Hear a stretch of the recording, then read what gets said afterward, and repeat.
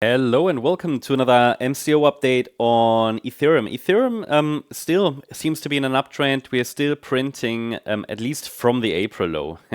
So this is still quite a dramatic downturn that started there in March 24. But overall, from this low, yeah, Ethereum might be starting something. It is only a three-wave move to the upside so far. Again, weaker than Bitcoin. Bitcoin already has formed the potential five-wave move up. You know that. So we have to be ready for a larger correction. Bitcoin is still leading. I mean, I don't even care if I'm tracking five waves for Ethereum, just be aware that Bitcoin is leading and Bitcoin has fulfilled the minimum requirements for a five-wave move up. I explained that today in the Bitcoin video. Yeah. So if micro support fails on the Bitcoin chart, that could be a preparation for a larger correction. I also talked about the Nasdaq chart on the MTO channel, More Trading Online, yesterday. Also there, we're getting close to my targets that I defined a couple of weeks ago. So also here, we're getting there. And so probabilities for a larger correction increase on the Ethereum chart.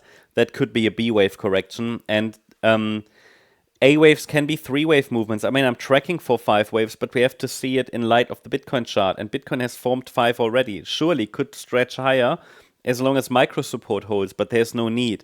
And Ethereum will just follow Bitcoin. That is visible from the ETHBTC chart that I showed you in the last few days. ETHBTC Bitcoin dominance remains high. Okay.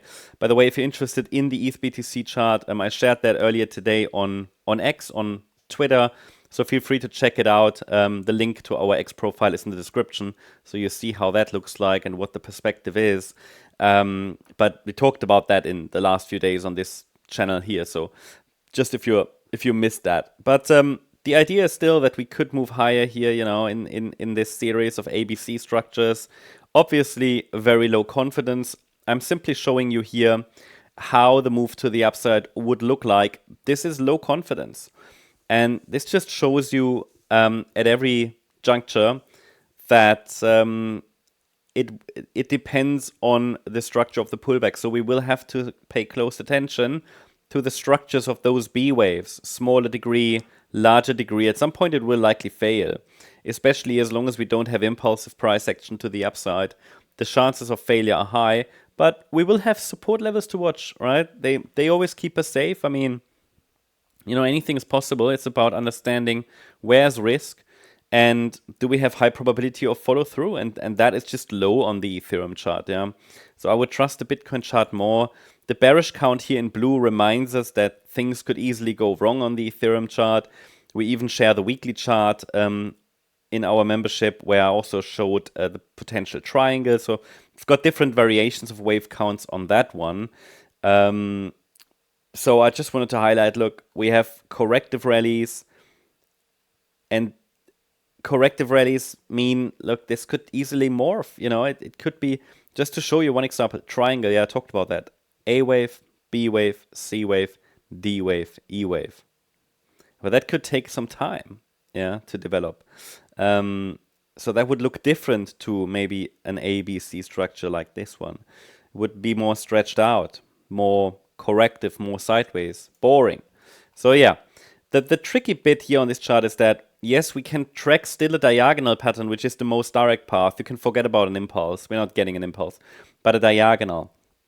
But then this fourth wave correction is too deep to be reliable. It's valid, but it's too deep to be reliable. So it opens the door to all sorts of other interpretations. But this also doesn't look technically so impulsive to the downside, because in a really bearish count, this year should have been a downside impulse.